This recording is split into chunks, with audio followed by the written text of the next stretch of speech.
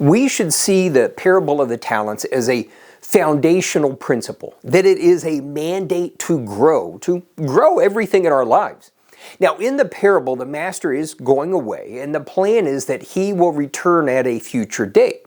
But in the interim, he's placed in the care and custody of each of his people an amount, a talent. And what we see is it's of varying amounts. And I would argue the point that it's in proportion of their ability to handle it, that God never sets us up to fail. So what we see is one received 10 talents, another 5, and another 1. Now, the parable comes back around when the master returns and evaluates their progress. And the first one, who had 10, comes and says, "Look, master, I have multiplied the 10. Here's the 10, it's grown." And the response he gets is not just a "well done, good and faithful servant," but as a consequence of your faithfulness, you're now going to be put in charge of more. And then it says something very cool. Enter into the joy of your Lord or of your master. And I don't believe that joy is because of the growth as much as it is because you've been faithful. I can promote you.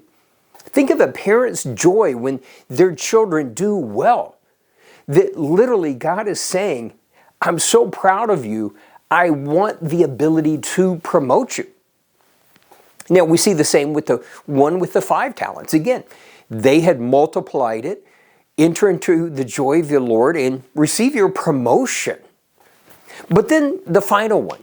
Now, what's interesting and should challenge us is he didn't lose anything. He was given 1, and out of fear, he buried it. He protected it and returned to the master the 1. There was no loss. But the response he got was radically different. That it's one of those hard truths that because you didn't grow it, even what you have will be taken away. And it was given to the others. Now, how does this relate? Well, obviously, everything God gives us is part of the talents, our abilities, our gifting, family, everything. But specifically today, let's talk about wealth. And wealth is more than our finances, but we'll focus on that one particular aspect, in that mandate to grow. That we are challenged to grow the finances God puts in our care and custody. And instead of getting hung up on this idea, let it being a hindrance of this money is a distraction, etc., recognize God has the ability to put us to the test. And as we've talked about so often, our genuine generosity purifies our motives, giving us the confidence that we are in line with God's heart. And there's so much that God does through that blessing, that we're told to have an abundance for every good work, and so on. But first, we have to focus on that particular aspect of growing that wealth, that mandate to grow. And the challenge is, the hindrance so often is good intentions.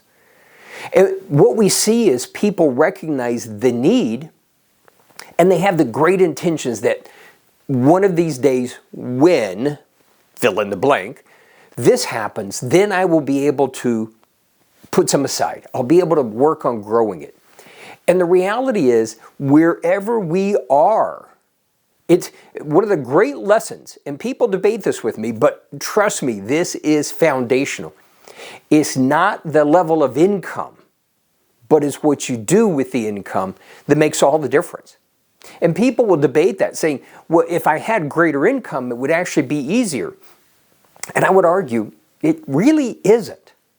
I have, over the years, worked with, I'm thinking of an anesthesiologist many years ago, who was making $300,000 a year. Now, many people will look at that and say, well, in his case, actually, putting that money to work and making it grow is easy. But in reality, what happened? He was literally living paycheck to paycheck, just like someone starting out. As the income grows, unless we've brought that paradigm into play, the demands on the income just grow. That all of those good intentions really come to nothing. And it really comes back to the recognition that whatever your level of income, I'm not saying it's easy, but whatever your level of income, you have to set aside that part that will be your freedom in the future. That you have to start now planting those seeds for that future freedom. And God gave me a revelation a couple of years ago. I was doing a conference down in Mexico, and God gave me this revelation that just like that beginning to tithe, beginning to give to the Lord is so often this massive faith leap. It makes no logical sense to give up a portion of your income, but that when we make that faith leap, that God makes these great promises, and after a bit of time, we begin to see the blessing of doing so. But the key aspect is that decision rarely comes easy. It genuinely is that moment of faith where we just choose to trust God. And God, at this conference, in speaking and answering questions, I came to a realization that just as beginning to give is that leap of faith, so often beginning to set aside that portion of your income, regardless of that level of income, beginning to set that aside is just as big of a faith leap for many people, but just as necessary of a leap of faith. That until we begin to allocate something, that over time the Holy Spirit and wisdom can show us where to place it for growth. But until we begin to set something aside for that growth, we're never going to break out. We're never going to get that real promotion. So here's a little tip that I have found.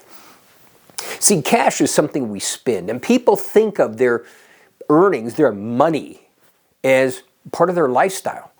But begin to look at it as capital. See, capital is something you put to work and make it grow.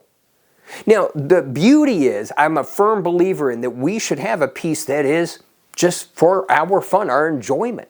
And as I've said many times, go have some fun and take someone with you, buy them dinner, whatever.